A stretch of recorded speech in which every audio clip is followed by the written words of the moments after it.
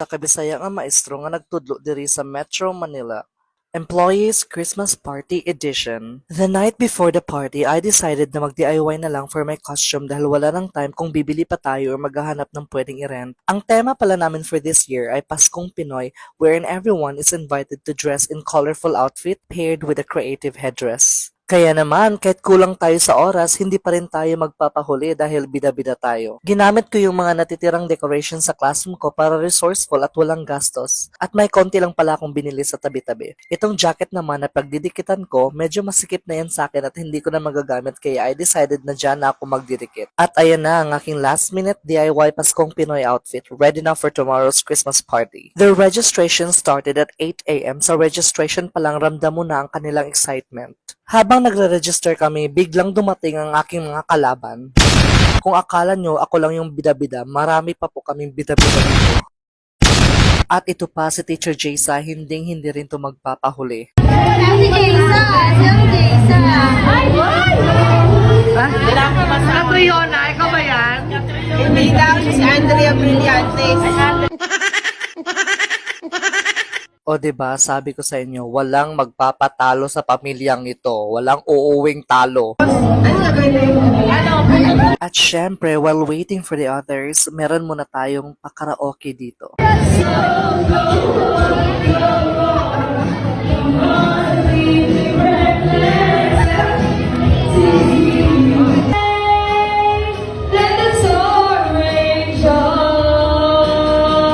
Habang may nagkakantahan, meron ding mga nag-group picture sa photo booth while hindi pa haggard yung mga itsura. After the opening prayer, ipinakilala na ang mga host at sumayo pa talaga, ayaw ding magpakabog.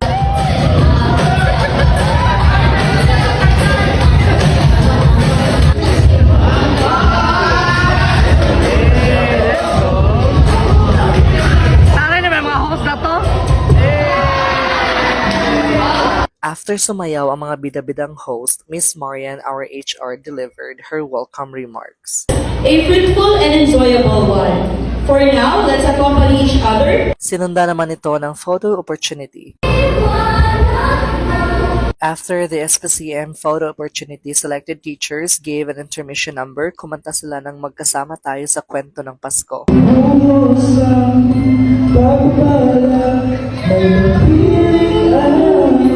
At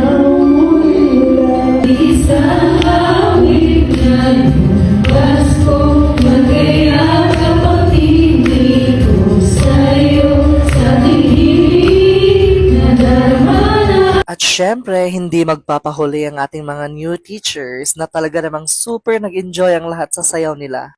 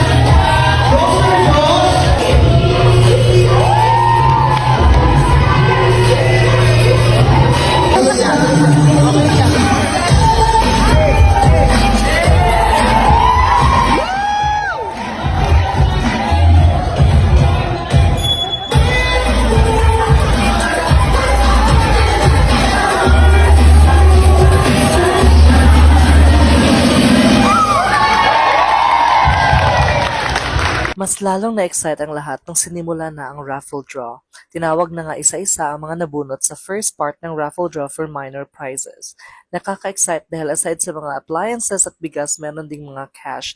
For the minor prizes, lahat mabubunot, walang uuwing talo. Next, Mr. Meron din pala tayong pa-snacks dito sa gilid just in case magutom kayo during the party. Hindi na maraming tubig ang Milo dahil nabasag pala ang baso. After the first part ng raffle draw, sinimula na ang mga laro. Ito yung first game namin. Dapat lahat ng members sa grupo nyo ay makasuot ng t-shirt but with a twist. Dapat naka-float lang yung balon, hindi pwedeng mahulog sa sahig. Okay,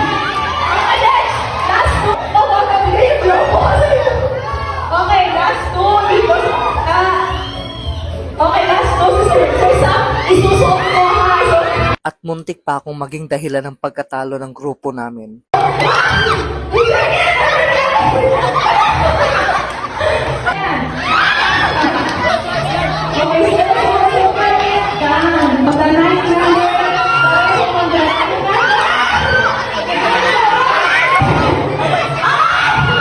Buti na lang at nanalo pa rin kami. For the second game, ito yung pinakamasaya pero super nakakahingal. Halos mag-abot na yung nguso at ilong ko. Ako, may players ako?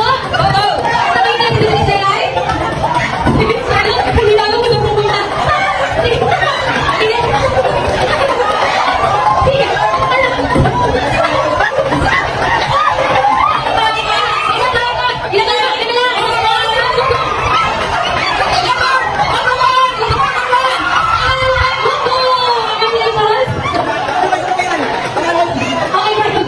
And yes, nanalo po ulit kami pero parang may mga nakikita na kong ibon that time. After the 2 games, we had a dance presentation by group. May assigned na song each group na sasayawin and we were given 5 minutes to prepare.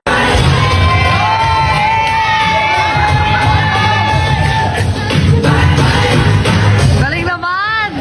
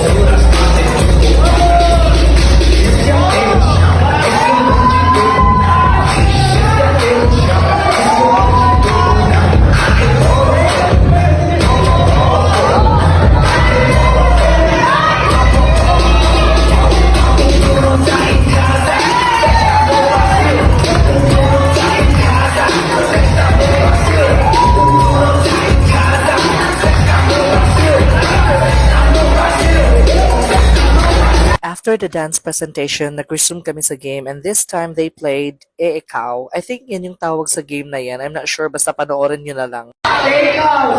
Pinoon kay Bibi, Eka! Nagsusuport ako, Eka! Nagkaroon ako ng design sa board, Eka! Nagagalit ako, Eka! Nag-erase ako, ikaw. Nag-freeze ako, ikaw! Nagkakabot ako, ikaw! Binibilang na yung pamunta.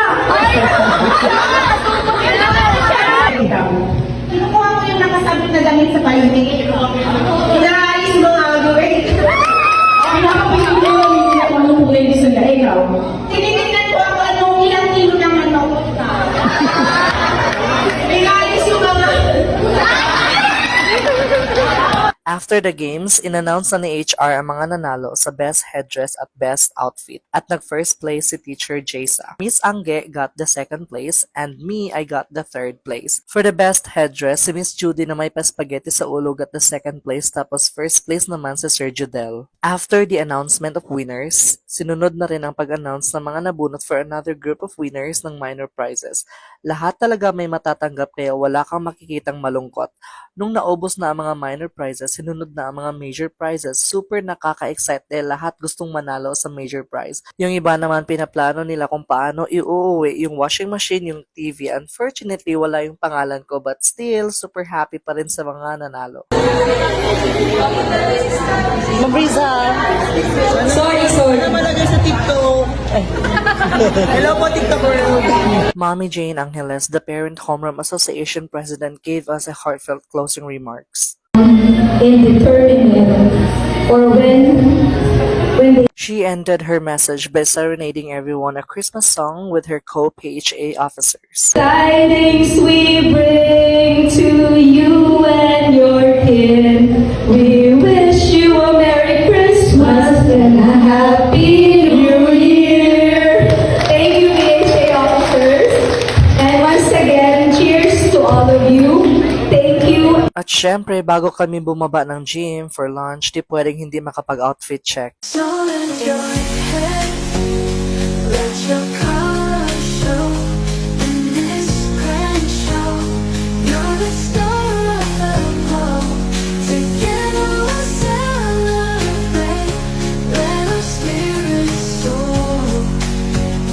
Beautiful girls forever will. Our Christmas party wrapped up with a delightful lunch. Merry Christmas everyone! Ug daghang kaayong salamat sa pagtanaw. Bye-bye!